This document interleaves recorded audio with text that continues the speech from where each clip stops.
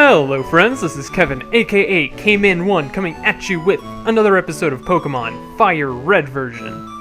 In the last episode, we caught the legendary bird Moltres, and... actually, yeah, that was pretty much it. And in this episode, we're going to finally be taking on the 8th and final gym. And you might be wondering, why are we in Pallet Town if we're taking on a gym? Well, it's because Professor Oak was secretly a gym leader. No. Professor Oak was not a gym leader the whole time. It's just, I felt like it would only be appropriate to get interrupted by a wild Pokemon. And by that, I mean I thought it would only be appropriate to, for the final gym, walk there the good old-fashioned way from our hometown. And so this is going to be a long journey, and so it's probably going to take the entire episode to get to where we're going. But I believe that if we work our way through as efficiently as possible, we'll get there in no time. Okay, we're here. Yes, I was pulling the wool over your eyes. It was the classic ruse. The final gym is actually in the second town you ever go to. So, let's go ahead inside. And so if you talk to this guy, he says, "Yo, chimp in the making. Even I don't know the Viridian City. Even I don't know his identity. But one thing's certain, this will be the toughest of all the gym leaders. Also, I heard the trainers here like ground-type Pokemon." I don't even know what my accent was for him. And so, the second line of that was that winning trainers are Gary Oak. But he's not important. What is important is that I have ultimately decided to just go ahead and take the fastest possible path through this area, just to avoid wasting any more time. Am I going to be severely underleveled for the final battle? Absolutely. But does that matter to me? Only a little bit. And it's mostly, if I'm being completely honest, because I didn't want to montage everything. Because I feel like I've been overusing montages for a lot of the gyms. And like, as much as I've wanted to show them, I haven't been showing them on screen just because I don't want the videos to run super long, but I also want to have some level of content in them. It's a tricky balance because technically there's no official time limit on how long my videos can be, but I still like to keep them within like the 15 to 20 minute range. But when I'm employing a lot of like speed ups and stuff like that, or if I have to cut out a lot of stuff, I end up losing track of how much time has actually elapsed as far as like content is concerned. So it's a tricky balance, something I didn't really think about before I started making videos, but something I absolutely respect now that I'm having to think about it, because a lot of content creators make it seem like completely seamless with the whole like knowing exactly what their starting and stopping point is for any given game. So yeah, I think it's pretty impressive now that I've, you know, kind of grown to have to think more about that sort of thing. But hey, what do I know? My videos are still pretty terrible overall, if I'm being honest with myself. So, enough harping on about that. It's time to fight a lower level trainer. Well, he's not that. This is a guy trainer, if memory serves. But they're not that low. They're not that low level, is what I'm getting at. They're also using hyper potions. Yeah, we've kind of reached the point in the game where standard trainers all have extremely good healing items, which is really, really obnoxious, and I'm not a fan in the slightest. But it's okay, we can just keep on trucking through and get poisoned. First it's the healing items, then it's the status ailments. What are you going to throw at me next game? Why do you hate me right now? I'll never understand. Alright. So, this battle is actually taking a ridiculously long time. Because I know that pretty much whatever path you take to the leader, it'll end up being at least 2 trainers that you have to battle, and I want to say it, I'm gonna... Oh my goodness, I'm having the worst luck right now with this battle as far as trying to make it go quickly. But it's okay, because more time I'm spending on useless battles is more time I get to spend with you. Or something. Maybe. I don't know. We're just going to go ahead and take out this Marowak with Barbara's Aurora Beam. And not quite get to the next level, but the last Pokemon is a Rhyhorn, so we're just going to surf it to death. Because that's how we like to do things around here. And I could have gone for the Sheer Cold, but I'm going for consistency right here rather than style points. So, sue me, I guess, but don't actually sue me, because as we've established before, that would be an incredibly huge waste of everyone's time and energy. And Takedown is a move I don't particularly want. What's Barbara's last move? I don't even remember. Rest. I'd rather have Rest than Takedown.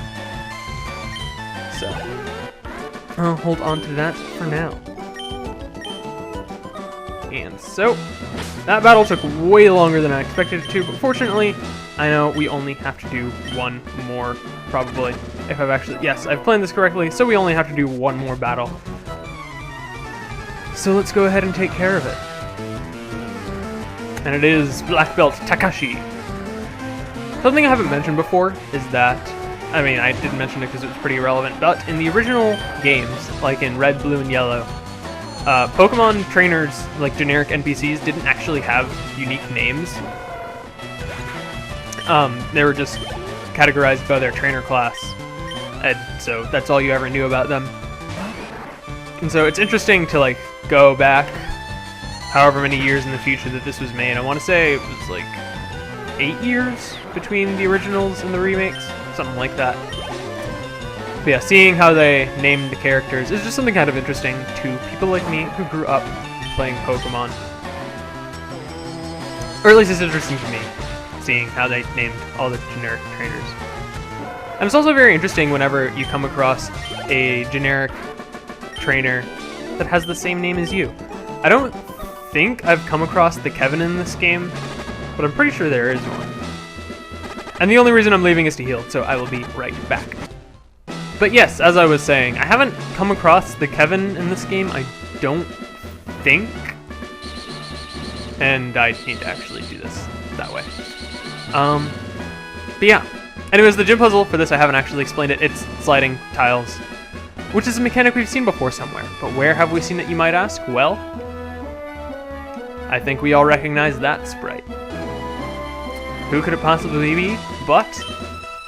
Welcome to my hideout. It shall be so until I can restore Team Rocket to its former glory. But you have found me again, so be it. This time, I'm not holding back. Once more, you shall face Giovanni, the greatest trainer. That's right. The 8th gym leader of Kanto is none other than the boss of Team Rocket, Giovanni. He is pulling out all the stops from the very beginning, starting off with a level 45 Rhyhorn. But by virtue of being a rock and ground type with low special defense, it is going to probably get one-shot by this Giga Drain. And if not, I was going to be very disappointed in Omelette. Let's be real for a second. Because Rhyhorn has pretty pathetic special defense, and being quad weak. With this... That was a Nidoqueen. I don't know why I'll just go ahead and switch to Barbara, because I don't actually know levels or moves of any of his Pokemon, so if they have like good moves, then this is going to be pretty obnoxious, but hopefully I'll be able to get through it without much issue. The reason I'm going for Aurora Beam is because YOLO, and I was hoping I would get it into a range where he'll use a healing item, but I don't think that's going to be the case, just because I don't feel like dealing with healing items on his stronger Pokemon. So in hindsight, using Surf would have put it into range for a healing item, but that's okay, because, you know, you can't always predict all your damage perfectly, and so it looks like he's pulling out all the stops immediately and going with his final Pokemon, which is a level 50 Rhyhorn. 8 level difference, but I would be genuinely surprised if I still didn't one-shot this with Surf, because, as we've been over, Rhyhorn doesn't really stand up to special moves, especially ones that he's 4 times weak to. So, easy peasy lemon squeezy. This next Pokemon is going to be a Nidoking. I want to say it's level... I wasn't even going to guess because I knew it was going to be wrong, but it is level 45, and... by the way, his signature move is Earthquake, which is 100 base power, 100 accuracy, ground-type move. Yeah, it's pretty brutal, but it's okay because he's about to use a healing item. And I don't know how many healing items he has, but I want to say it's 2. So I'm going to gamble and use Surf again after this turn. And if I live, then I'm going to heal up Barbara, and if I don't, then I'm just going to switch out to someone else. I haven't decided. Looks like my gamble paid off. And so, we are going to blow all of his healing items on his Nidoking.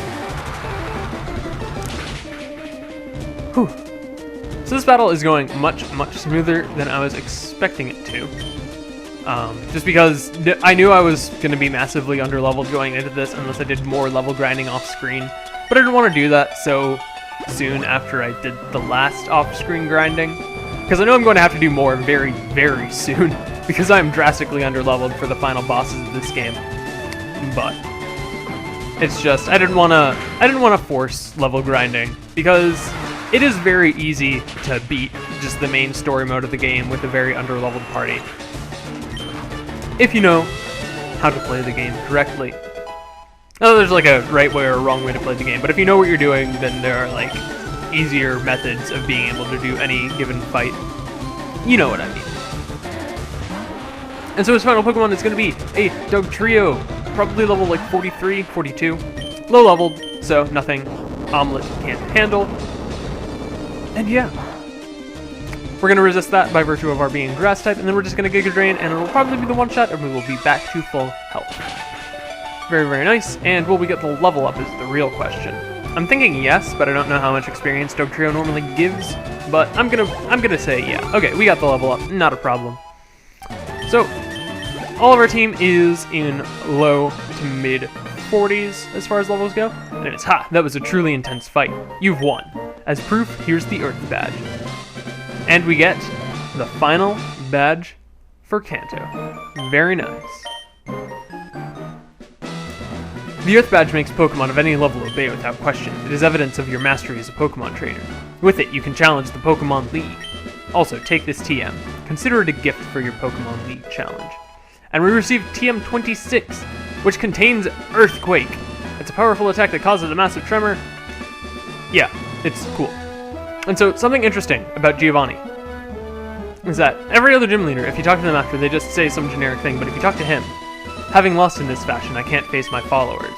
I've betrayed their trust. As of today, Team Rocket is finished forever. As for myself, I shall dedicate my life to training again. Let us meet again someday. Farewell. And Giovanni leaves his gym, never to be seen again. But more on that later. Anyways, we took him down quite handily, so I think we're going to make this a little bit of a longer episode and go ahead and heal up. And I think there is one more battle that we are going to face right now, with the incredibly long healing animation. And we ride. So, you might be wondering where we have to go from here. Well, when we first arrived here, I traveled out to the west, and basically I stopped right as far as the first rival battle. Well, coming back here a second time, it's time to face him again. And I forgot to read his text, so sorry you don't get voice acting right now, but in fairness, I don't really feel like voice acting at all. But yes, this is another battle with our rival. Starting off with a Pidgeot level 47, we are a little bit underleveled for this fight, but it shouldn't be that big of a problem because our team has pulled through against tougher odds.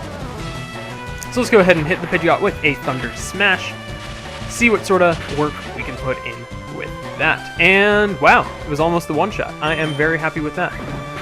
Gary does not have any items, it seems, so very, very fortunate in that regard because I would not want to battle this guy if he also had a slew of items to draw from in order to make this fight obnoxious. But anyways, that's the Pidgeot going down. So we're going to go ahead and switch out for his Rhyhorn. Was it a Rhyhorn or was it a Rhydon? I wasn't reading close enough. But anyways, it's a Rock Ground Pokemon, and you know what we do to Rock Ground Pokemon. We hit them with Water-type moves, because Water-type moves are their biggest weakness. Or Grass-type moves. But there aren't any super high-powered Grass-type moves readily accessible in this generation. So, Water-type moves. It was a Rhyhorn, by the way, in case you didn't see that on screen. Next up is his Execute, so we're just going to switch over to Super Hot and see what we can do with that. And this battle is also going a lot better than I expected, even though I knew I was going to be massively underleveled for this. So I'm just going to go with the Blast Burn because I feel like being, I don't know, rude, I guess. I felt like styling on him, you know? Because there's nothing more fun than styling on noobs. Anyways, next is his strongest Pokemon, his starter Pokemon, clocking in at level 53, I know that. It is his Blastoise. Let's just go ahead and start throwing up the status elements because Whew, okay, if I don't flinch, I flinch. I hate this game sometimes. Okay, I don't really have any strategies beyond that, so I think what I'm gonna do is I am going to heal up Sample Text and have him go in against the Blastoise. Since he's probably gonna go for the bite, which is gonna get the KO, which is unfortunate for Omelette, but she has served me well in the other battle, so it's time to give others a chance to shine, I guess. So let's go ahead and go in Sample Text, see what we can pull off with our Thunderbolt. See if we can get the paralysis. I'm hopeful. I'm not like expecting it though, because, you know, RNG stuff. I'm not too terribly lucky about it most of the time. But hey. And so something to note about this battle is that his Blastoise knows Rain Dance. And so I mentioned the move Thunder, how it has perfect accuracy in the rain. Yeah, that's something you can take advantage of here. So I didn't teach Thunder to Sample Text just because I didn't really want to. No real deeper meaning. But yeah, I didn't think it really fit on his moveset because I have like that sort of strategy with Super Hot. So I don't know. It had a bad taste. It had a bad taste in my mouth.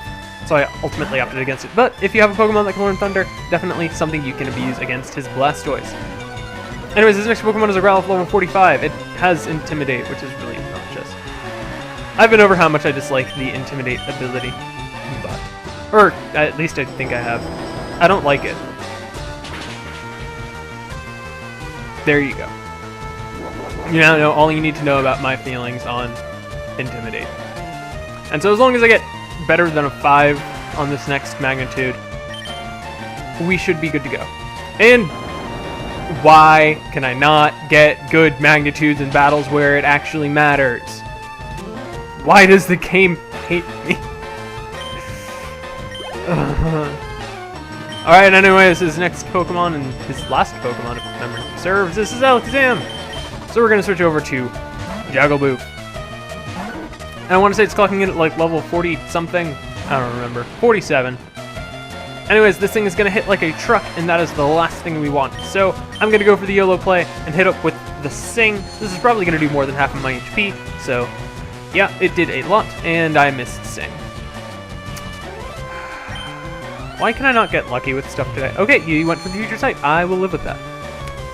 I will absolutely work with that. So let's do the excessively long return animation. And I definitely know we have this fight in the bag. It's just that why would you... Gary? Are you okay, man? Do you need to talk about some stuff? Because that was really weird. What? I was just clearly you were careless. Like...